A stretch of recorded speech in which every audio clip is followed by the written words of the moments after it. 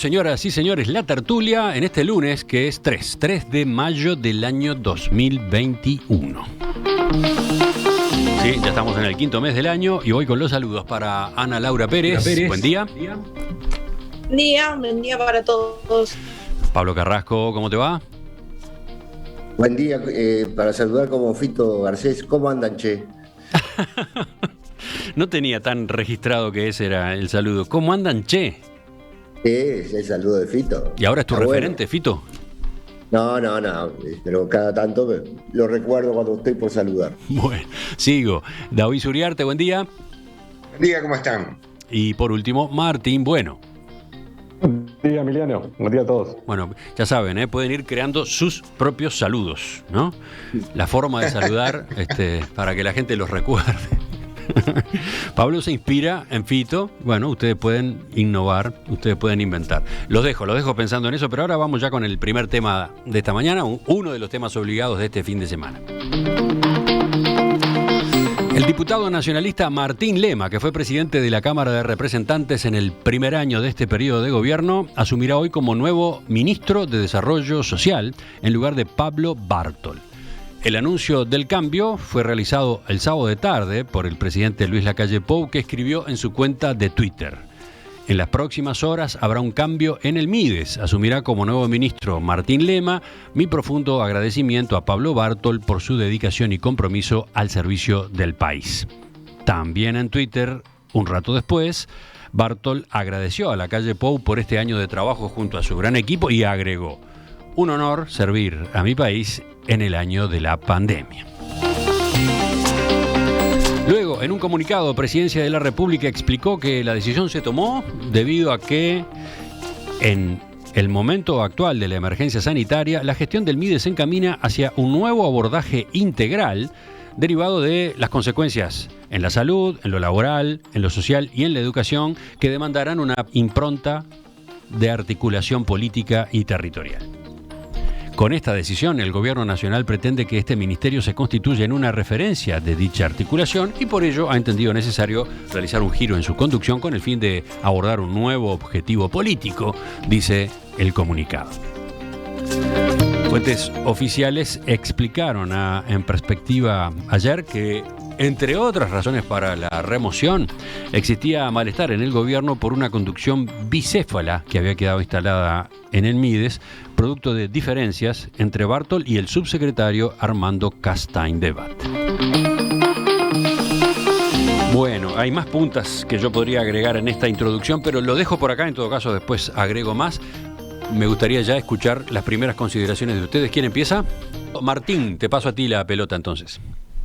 Bien, a ver, a mí lo que primero, Bartol, era diríamos, lo podemos llamar como un ministro estrella.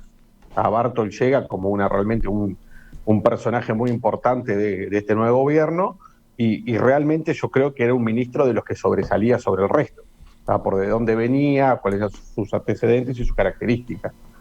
Bien. A mí lo que me pasa con este sistema es que siento que no tengo demasiada información como para poder evaluarlo, el asunto. Bien. ¿A ti no te habían llegado versiones a propósito de diferencias entre Bartol y Castaing-Debat? De eso se hablaba, eso circulaba en el ambiente político. Absolutamente. O sea, pero no, o por lo menos no versiones que pudieran llegar a la salida del ministro de esta manera, ¿no? De una manera, diríamos, de un día para otro. De acuerdo, en eso estamos de acuerdo. Es más, hace pocos días el propio Bartol había confirmado su proyecto de instalar la sede o buena parte de las oficinas centrales del Mides en Casaballe, ¿no? Para lo cual se había hecho un comodato con otra institución pública. Absolutamente, sí. Es más, hace poquito que fue eso, que, o sea, Bartol estaba ya mudándose y bueno, tiene que dejar los muebles en su lugar porque se va. Bien, a ver, a mí con esto lo que me pasa es que primero siento que no tengo información, o sea que me falta información para poder evaluar qué fue lo que pasó, porque ruidos hay en todos lados. Ahora, ¿qué fue lo que realmente sucedió o cuál es el giro político que se le quiere dar a este asunto? Bien, o sea, me gustaría tener información, seguramente no la tenga en ningún momento, pero bueno, o sea, es algo que como ciudadano me siento que estoy en la asamblea de accionistas por aprobar el balance, pero no tengo información para poder decir si estoy a favor, estoy en contra, si me gusta o si no me gusta. Bien, es lo que siento. Y por otro lado, lo que presumo, que uno al final siempre termine conversando de temas que presume, es que el Estado uruguayo y las prácticas culturales vinculadas a la política y el Estado hace que los outsiders no funcionen. Bien, o sea, el sistema político termina, de vuelta, la vinculación entre sistema político y Estado hace que eso que llamamos articulación política es una manera cultural de funcionar y de operar, que no digo que esté bien ni que esté mal, pero que los outsiders no la entienden, ni la comprenden, ni la comparten. Es más, seguramente les parezca que es malo para el Uruguay que el Estado funcione de determinadas maneras, con determinada cintura, con determinadas flexibilidades, con determinadas, diríamos, conversaciones, y creo que en definitiva quizás termina pasando eso. Termina pasando eso, es algo que me gustaría entenderlo más, pero bueno, ponen a Lema, que es claramente es un legislador, diríamos, destacado, es un buen legislador, ha hecho su rol de legislador de una manera excelente durante todo el periodo, pero es un animal político, Lema, ¿no? Seguimos. O sea, pasamos de un técnico conocido a un animal político. Sí, de un ejecutivo, porque Pablo Bartol creó el Centro Educativo de Los Pinos y lo dirigió con buenos resultados, que fueron la base de la decisión de la calle Pou de ir a buscarlo. Pasamos de un ejecutivo no político a un político no ejecutivo, ¿no? Sin experiencia ejecutiva. Sigamos, vamos con Ana Laura. Frase. Segundo intento. A ver si ahora sí se escucha bien. Para tomar esa última frase, yo creo que además no es solo una diferencia entre un ejecutivo y un legislativo.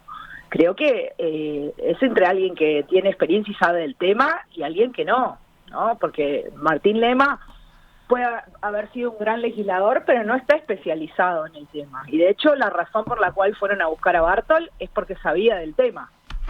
Y además creo que es un poco confuso, coincido con Martín, en la medida que sí comparto, el outsider no se pudo adaptar, pero lo fueron a buscar porque era outsider. Y entiendo que el presidente valoró en su momento poner en ese lugar a un outsider.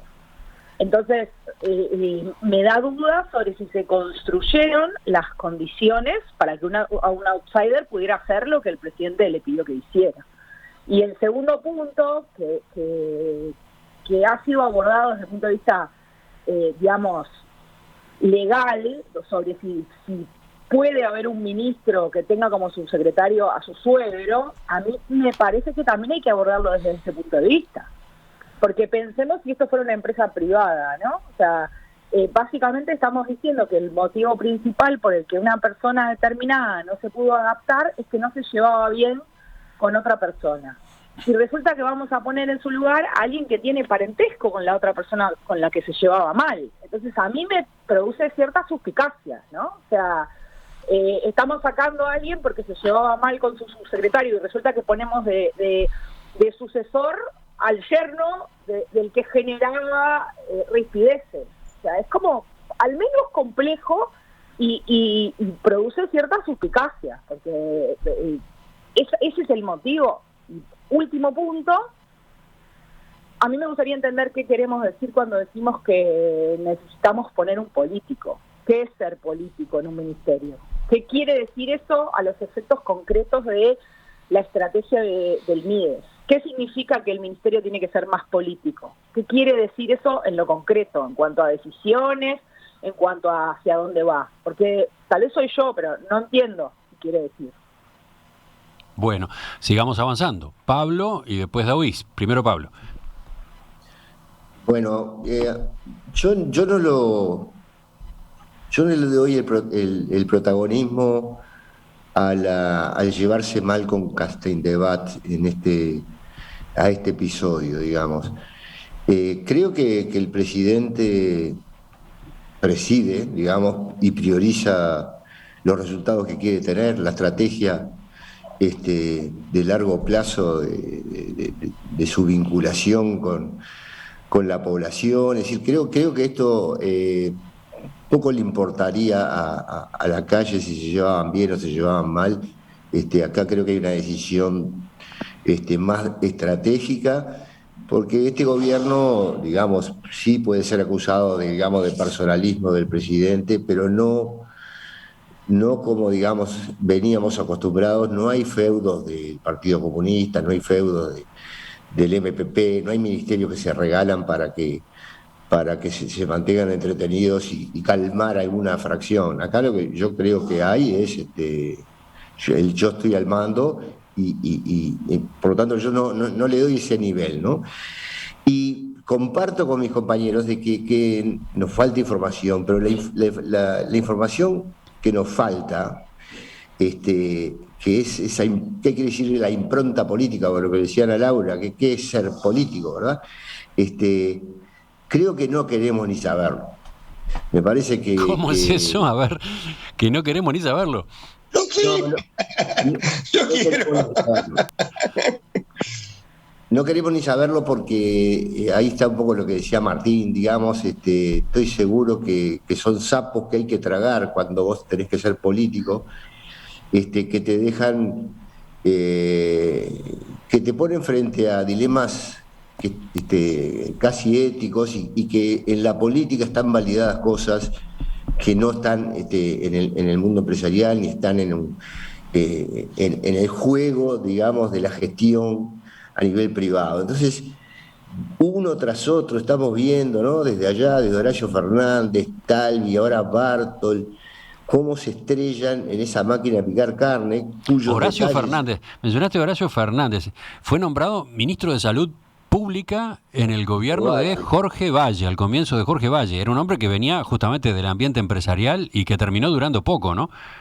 Sí, pues bueno, fue un elefante en un bazar, ¿no? Digamos, igual que puede haber sido Bartol y que puede haber sido Talvi. Entonces, yo realmente creo que es muy difícil para los mortales imaginar ese mundo político y admitir o normalizar o absorber esas formas de funcionamiento. Entonces, creo que aquí hay hay un problema, digamos, yo ya alguna vez lo he mencionado, digo, me parece que hay otra clase política. Yo me declaro un político, mi vocación y mi función. Yo soy político, pero tengo una unipersonal, ¿verdad?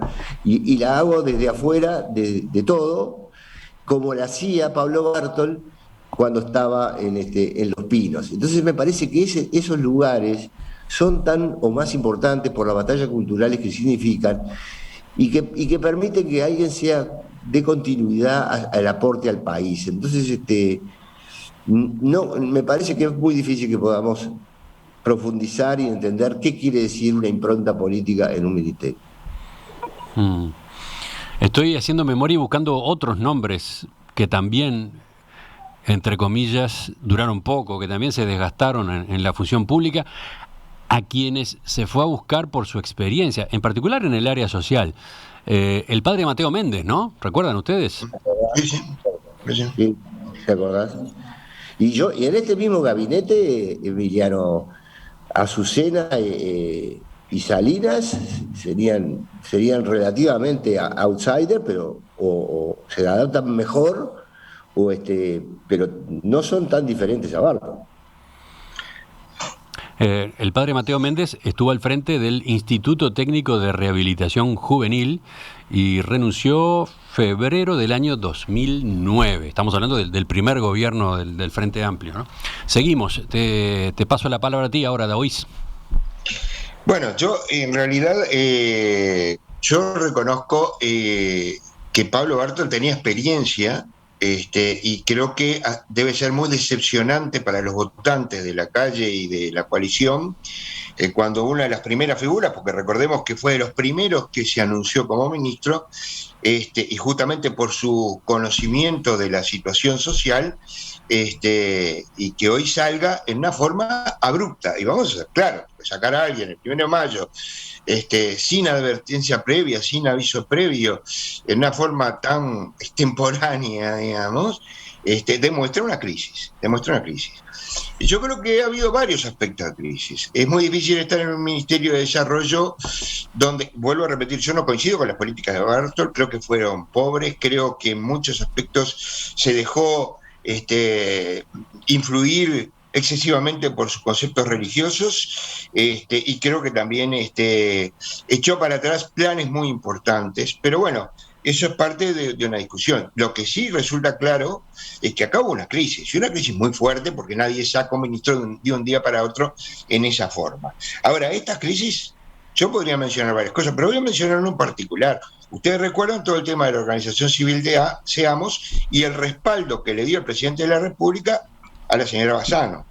Y también recordarán que si bien Bartol la respaldó, prosiguió con las investigaciones y dijo que él no estaba de acuerdo con el tema de las familias articuladas. Tampoco es menor que alguien que yo sé que está vinculado a la organización civil Seamos, tiene vínculo con la organización civil Seamos, que era el director general, haya tenido que salir y fue, captado por el presidente de la República para evitar dejarlo sin trabajo, pero evidentemente ahí hay un respaldo muy fuerte y una intencionalidad muy fuerte a diferencia de lo que Pablo, yo creo que ahí se está creando un feudo del herrerismo en particular y de un sector del herrerismo en particular, porque Martinelli es el suplente de Lema, y Lema es el suegro de Castelldevall, así que en realidad ahí hay una organización muy vinculada, digamos, por decirlo de alguna forma. Que se quiere darle una impronta política, y bueno, sí, todo gobierno tiene derecho a darle una impronta política. Me preocupa que esto no se convierta en una fuente de clientelismo o de politiquería en otro nivel. Esperemos que no, vamos a abrir una carta de crédito. Ahora, lo cierto es que el Ministerio de Desarrollo no ha cumplido la función esencial que debía cumplir ese ministerio en la pandemia. Ahora, tampoco sabemos cuál es el programa de Lema o cuál es lo que se quiere cambiar, porque ahora nos venimos a enterar de que el Poder Ejecutivo tiene otro proyecto para el MIDES. Me parece muy bien. Ahora, esos proyectos tienen varias condicionantes, ¿no? La no discriminación y además el aporte financiero importante, porque tiene que llegar a los sectores sociales más vulnerables. Y eso es en definitiva lo que se ve. Y a veces no tiene tanto que ver con el MIDES, sino que tiene que ver con las decisiones que se toman en materia de economía. Por eso yo creo que en realidad aquí hubo otros aspectos, que fue reforzar el círculo más cerrado del presidente de la República en perjuicio de, otras opciones que la población consideraba más abiertas. Vuelvo a repetir, aunque yo no comparto mucho los criterios que manejaba Bartol, hay que reconocer que sí trabajaba en un lugar en uno de esos lugares donde se hace experiencia para trabajar en esto. Y probablemente haya otras razones que desconocemos. Ahora, me gustaría saber, porque este cambio se habla de darle mayor impronta política, no entendemos mucho qué se trata de decir. Si esa impronta política es decir, llegar a todos los sectores vulnerables de la población, con una tarjeta que no esté en el celular Smart y que solo te habilita a comprar en un lugar, porque esta es una de las principales cosas cuestionables, digamos, porque en realidad se le daba 2.000 y algo de pesos a las personas ahora, a través de un celular Smart, como si todos los pobres y todos los que están en situación vulnerable tuvieran celular Smart, y además solo se les habilitaba a comprar en un único supermercado. Solo podían hacer la compra en una sola fase. O sea que esto beneficiaba exclusivamente, por ejemplo, a las grandes superficies. No se podía comprar con eso con los pequeños almacenes. Bueno, vamos a... por el estilo. ¿Volvemos a quién? ¿A Martín o a Ana Laura? ¿Quién está para la segunda intervención? Y conversando entre ustedes, ahora vamos a dar pie a la discusión. Martín. A ver, yo creo que hay como dos análisis. Uno es el análisis coyuntural de esta situación, que tiene, digamos, los ribetes políticos tradicionales. Y ahí digo, a ver, yo a mí de Bartol en general tengo una buena opinión, y de Lema también tengo una buena opinión como legislador. O sea, me parece que es un legislador. Pero eso, digamos, es el análisis, digamos, coyuntural habitual. Yo lo que y Pablo decía algo que para mí es muy significativo, es capaz que no queremos saber algunas cosas. Y yo concuerdo con Pablo, absolutamente. Yo más o menos puedo interpretar qué significa ser más político en la gestión. Ahí lo que me pasa a veces, que yo siento que desde la política, y eso lo he vivido en carne propia, los políticos Tienen, a ver, yo respeto mucho a los políticos y respeto mucho la gestión del político. O sea, yo creo que un político puede gestionar y administrar desde una empresa pública hasta un ministerio. O sea, yo no soy pro técnicos de manera, diríamos, a ultranza, pero a veces desde la política se menosprecia a los técnicos por no tener ciertas flexibilidades, ¿ah? Y se los, diríamos, se los pone en una posición de este no entiende nada. Bien, eso todos los que han hecho política o en esta unidad, este no entiende nada. Pero lo que es real, que los políticos que sí entienden todo, han fracasado, por lo menos en Uruguay, en construir un país próspero, un país, diríamos, que le vaya bien, un Estado eficiente. La política ha fracasado en Uruguay y todos han fracasado en esa construcción, ¿ya? Entonces a veces me parece que cuando esa famosa este no entiende nada porque viene de tal lugar, ¿ya? Los propios, diríamos, políticos profesionales deberían matizarlo. Seguramente a ellos les falta habilidades, a los que vienen del mundo privado les falta habilidades, les falta ciertas flexibilidades, pero seguramente a nosotros los políticos profesionales también nos están faltando cosas. Porque no puede ser que en general los que vienen, los outsiders son los que no entienden nada de cómo gestionar lo público, y los políticos profesionales que han gestionado lo público por más, ¿ah?, de por cientos de años, diríamos, en Uruguay por lo menos, han fracasado. Se noto especialmente ácido. Especialmente ácido y crítico, Martín. ¿Quién le discute esto al tertuliano? ¿Ana Laura? No, yo no sé si le discuto. Tengo otro ejemplo, Fernando Filgueira, es otro ejemplo clarísimo de la huida del outsider en medio del debate sobre el ADN de la educación, etcétera. Me parece que además es bastante parecido a ese caso, que guarda ciertas similaridades con este caso. No, a mí lo que me parece interesante, no para discutirle a Martín, pero para agregar, es que, a ver, para mí no es menor el momento en el que esto ocurre, ¿no? O sea, digamos, esto ocurre en momentos en los que hay una fuerte discusión sobre. De hecho, hoy en el diario El País hay una entrevista a Vidalín donde dice lo mismo. Hay una fuerte discusión sobre si se están o no politizando las ollas populares, si se está usando las ollas populares desde la oposición como una manera de hacer política. Entonces, es llamativo que se decida poner una figura política que además nadie discute, es de las 2 o 3 figuras de proyección del Partido Nacional para las próximas elecciones, o sea, no es menor, y se decida ponerlo ahí y se diga que se le va a dar una impronta política. A mí me da la sensación de que estamos yendo a la política más tradicional de todas, y es a ver quién captura esos 100.000 nuevos pobres, quién convierte eso en capital electoral. Estamos yendo a pelear por eso, ¿no? O sea, de los dos lados. Y haciendo cosas que, como bien dice Martín, toda la vida en política se hicieron, pero que no debería ser el camino, ¿no? A mí me da esa sensación, porque si entonces es como dice Pablo y no es porque se lleva mal, a mí me gustaría saber concretamente qué hizo mal Bartol y qué vamos a hacer diferente ahora. Pero como siempre, porque yo no soy ingenua, el comunicado en el que se explica la salida de Bartol es lavado, y por supuesto nunca se dice que hizo mal algo, pero entonces seamos concretos, ¿no? Aunque sea filtrado, pero expliquemos qué hizo mal y qué se va a hacer diferente. Si no, la sensación que queda es que hace 1 mes y medio, 2, que estamos discutiendo sobre si se está usando la pobreza en aumento de la gente como consecuencia de la pandemia para hacer política, de un lado, y la respuesta del otro lado es ir a decir, bueno, ¿querés pelear así? Entonces vamos a pelear así, vamos a ir con esa misma lógica. Y a mí la verdad, como no me gusta esa lógica, yo sí quiero saber, debe ser porque soy periodista, yo quiero saber todo, aunque sea feo, la verdad me asusta un poco.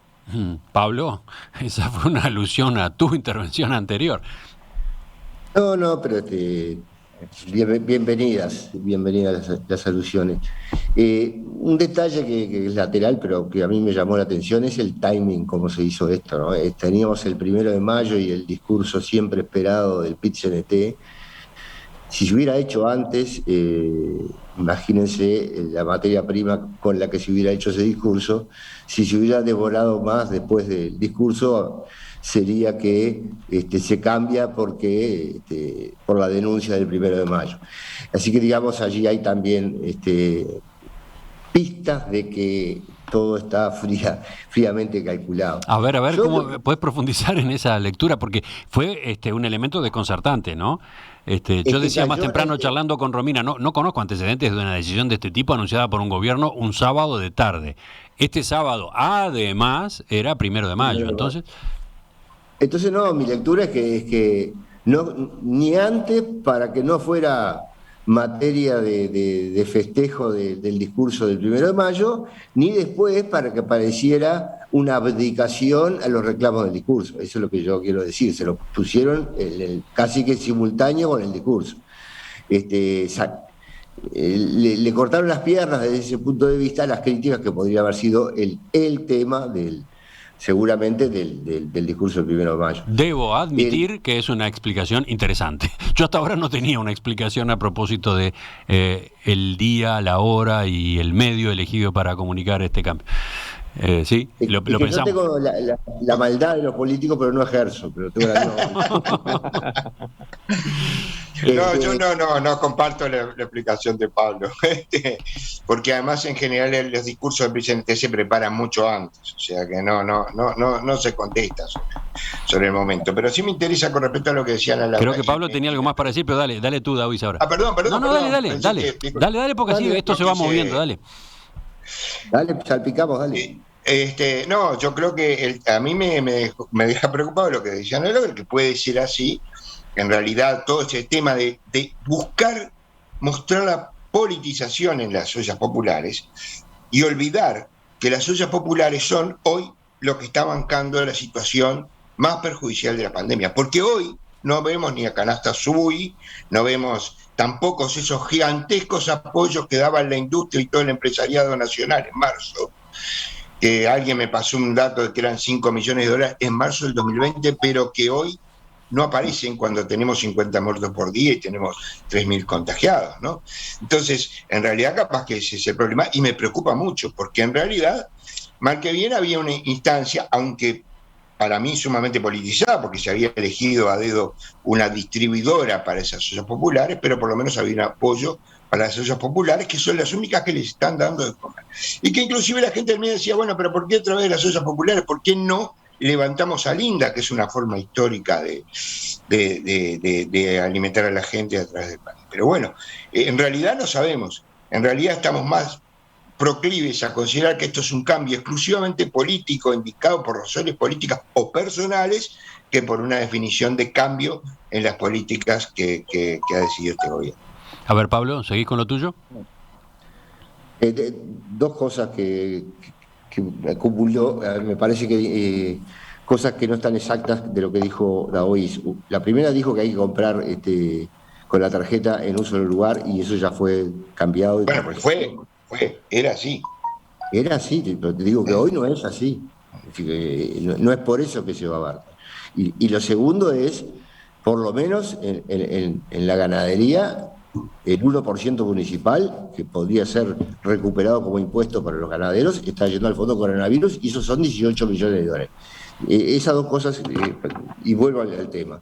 Yo creo que sí me daría para estar un poco ofendido si yo fuera Pablo Bartol, en el sentido de sentirme relativamente utilizado, porque el momento en que lo hicieron trabajar, le hicieron hacer el trabajo más sucio. Imagínense Pablo Bartol contra una cueva realmente que estaba enquistada, con las ventanas cerradas, en aerobiosis total, y el choque frontal de alguien que viene de afuera, que tiene un estilo personal, que eso también pesa, un estilo personal